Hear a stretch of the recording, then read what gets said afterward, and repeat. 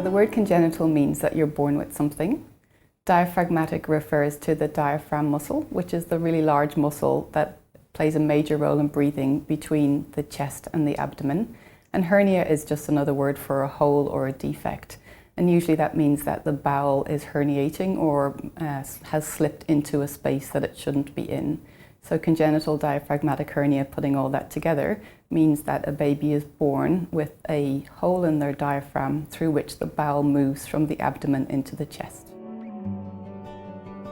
We don't really know why most babies who are born with a CDH has developed a CDH.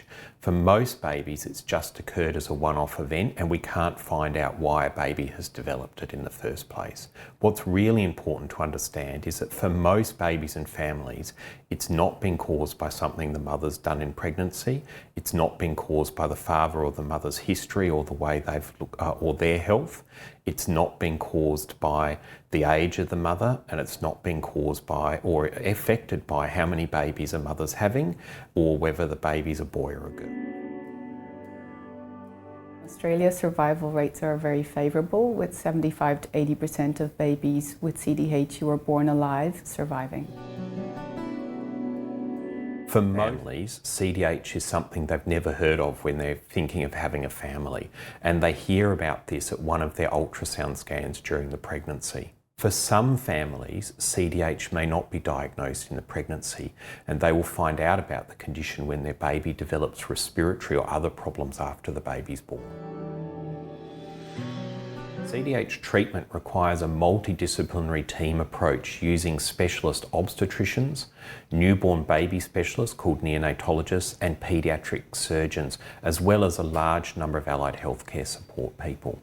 And the treatment focuses on optimising the pregnancy, so a baby can be born safe and healthy, managing the delivery so a baby can have breathing support as soon as they're born, and then preparing a baby for surgery in the neonatal intensive care unit, and after surgery supporting a baby as the heart and lungs and the baby overall is recovering from the surgery.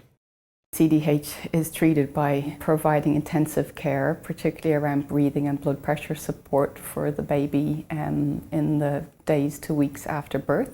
And usually towards the end of the first week of life, a surgeon will operate on the baby's chest, remove the bowel and put it back in the abdomen where it's supposed to be, and sew up the hole or put a patch in. And then the physicians or the doctors and nurses in intensive care will recover the baby post that surgery and aim to have them home 2 to 4 weeks afterwards. Involving parents in the care of their baby is critically important to us, and essentially it just means we want families to feel as welcome as possible. So whether that's by providing more comfortable chairs or parking vouchers, all the equipment that mothers need to express breast milk, or by helping them learn how to engage with their baby, depending on what their baby can cope with on that day. We want them to be parents and not just see themselves as NICU parents. Babies who survive and go home, we expect an excellent outcome. Most babies will be just like every other baby when they have their first birthday, and when they have every other birthday after that. They'll go to school with other children and they'll do all the things that other children will be able to do. There are some babies that have some issues, but for most babies we expect that they will do all of the things that they want to do in their life. This fact that we expect all babies to do really well who go home from the NICU after being born with CDH. They do require specialist and closer care than other babies born in Australia. Typically, the surgeons will request that they have a chest x-ray every year, and really the requirements thereafter are not set in stone. It's very dependent on what the family and the child need. After that, we like to follow babies up all the way through childhood until they become adults. And in most major hospitals in Australia, we would expect that there would be a CDH follow-up program, which will focus on how the babies are growing and developing, in particular watching development and nutrition, and focusing then as the baby gets older on how the heart and lungs are growing.